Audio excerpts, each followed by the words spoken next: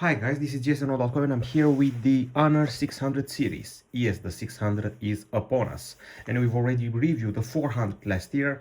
I've seen the 500 in China, but in Europe we're only getting the 600. For starters, the Lite version. Supposedly the 600 and 600 Pro are coming in April. So we're dealing here with a sort of a budget offering, a mid-range phone which comes with a few extras compared to the Galaxy A series. Honor itself is not shy of comparing itself with the Galaxy A37 in the promo materials for this phone. So, for one thing, we have a camera button here which is quite large. For another, we have a special type of chassis that allows you to drop the phone from up to 1.8 meters, and each of the major components is surrounded by special material which protects it. Aside from that, a pretty generous battery, something like 6500 mAh, IP66 AMOLED screen, and a few more smart features which I actually usually see on more expensive handsets. And as usual for Honor, a very bright screen. It's an unboxing, so let's see what's inside the box. Well, we have a key here used to access the slots. I mean the nano SIM. We don't have micro SD here, and a cable from USB-C to USB-A. Keep in mind that this is my test version for the press, for the media. You'll also get a sticker with the energy rating and manuals. I have here the version Honor 600 Lite, Sprout Green, 256 GB of storage and 8 GB of RAM. Yes, I know, you may have wanted 12, but we'll make it work. So this is the Sprout Green version.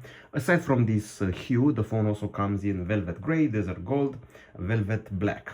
So as far as the design is concerned, this is metal, this is aluminum for a stronger chassis. At the backside we have a plastic, even though some sources are saying we're actually getting glass. And at the front we do have glass, which in my country, in Eastern Europe, in Romania here, we're getting a special type of, I would say, special product care. So for the first year after purchasing the device, you're getting free replacement for the back and for the frame. So that's kind of nice to see. Now, aside from that, we should also speak about the measurements. So 7.3 millimeters in thickness, 180 grams, that's the weight, and IP66 dust tight and water resistant. Now, the panel you're seeing here, well, this one is a pretty bright AMOLED screen, and this bright AMOLED screen shows 1 billion colors, 120 Hz refresh rate. It has PWM dimming and up to a crazy 6500 nits of brightness. It's got a 6.6-inch diagonal and a resolution of 2600 over 1200 pixels. It's supposed to be protected by a type of aluminosilicate glass. Now, if you want to go inside the phone, we have the AIDA app here, and we're treated to a MediaTek Dimensity 7100 Elite processor. It's a 6 nanometer chip of the octa-core variety, with the technology here being, well, it's actually 6 nanometers, well, as I said before. The GPU is a Mali G6110 MC2, and we have 8 gigs of RAM, LPDDR4X, as well as 256 gigabytes of storage. Would have been nice to get it in a 12 gig version. Some countries have it, we don't. Now, this Dimensity CPU may sound better than a 6000 series, but they have a similar limitation, and that limitation is the filming. You're stuck with Full HD at a maximum of 30 frames per second. I recently played with an Oppo phone, which I'll reveal more info about later on, and that one actually does better. It's Full HD 60, even though it has a lesser CPU. Now, aside from that, we're also getting a pretty impressive battery, and I'm curious if you can actually see it here. So if you go to the About Phone section, you can see the battery is a 6520 mAh unit, which is quite promising. Lithium polymer, supposedly, 45 watt charging via wire, and you can also use it as a power bank to reverse charge other devices. So battery wise, that's pretty cool. And you're also getting a lot of cycles of battery life here. We also have stereo speakers. There's the bottom one and there's the top one. It's actually here, the earpiece. And we also have a fingerprint scanner in the display of the optical variety.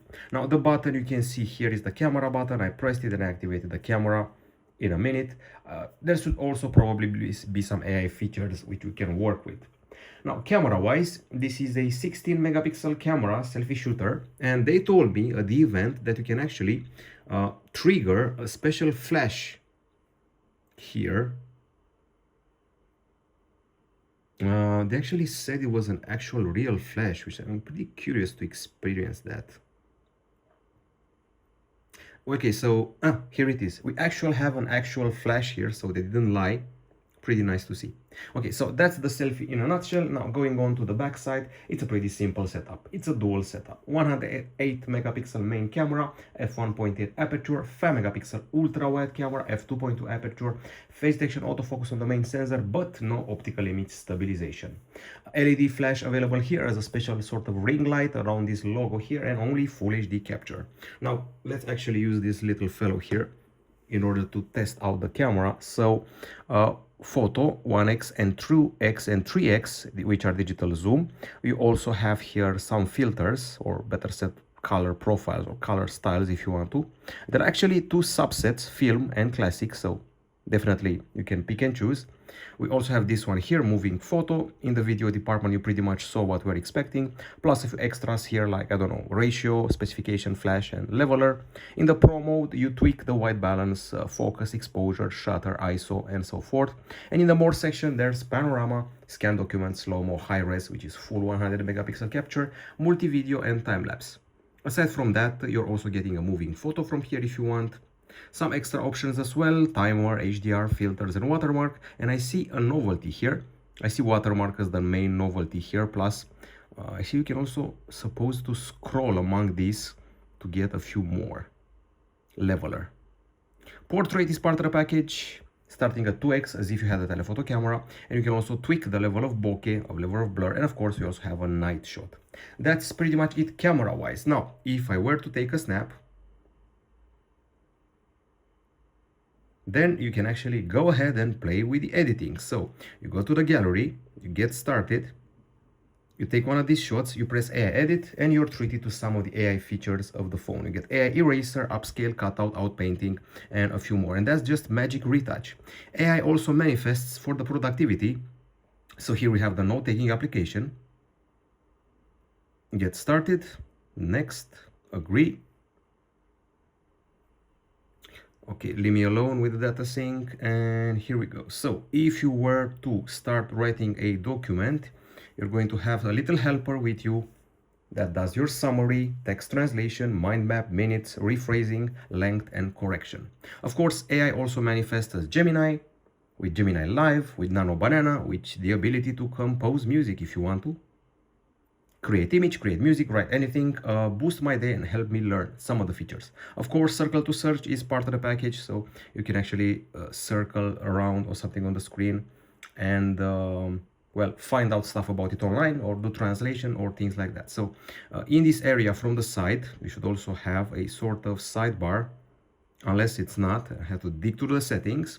Speaking of which, you have a fingerprint scanner for security, and we forgot about connectivity. It's Wi-Fi dual band, Bluetooth 6.0, GPS, NFC, USB-C 2.0, and that's about it.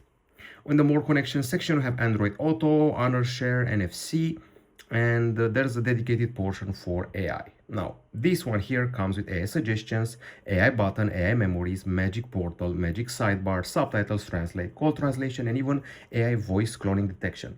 Some people out there will call elderly people pretending they're sons, daughters, nieces, and nephews who have been in a car accident and mimicking their voice. The AI button is here, and you can actually associate various features to it, including AI ones, not just the camera. So it may come in handy, particularly since this phone is also supposed to be capturing content underwater, apparently. You have AI suggestions, and of course the magic sidebar can be triggered from here, like this, which means you have floating apps and you have split screen more easily. And then you also can get your fill with Magic Portal. Now, with Magic Portal, you can drag content from the screen to an application. You can also drag photos if you want. So if I went back from here and I press this, I could actually drag it to a set of applications, like for example, send this photo straight to a Facebook post, and that's just one example. I can send a piece of text straight to Gmail, and that's another example. And here we have other bunch of extras like Teams, we got Honor Health, System Manager, email, Honor Docs, and so much more.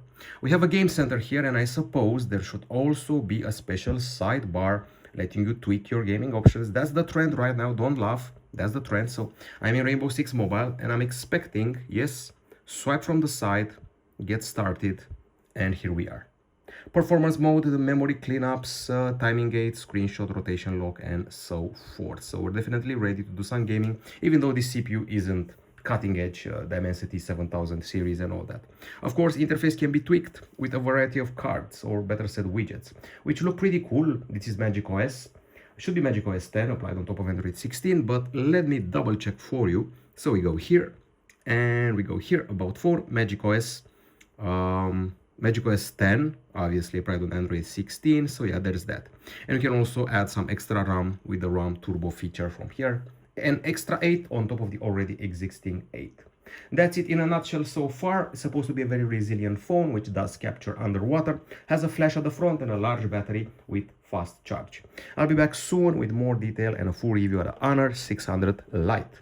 The Pro and the regular should be coming in April, by the way.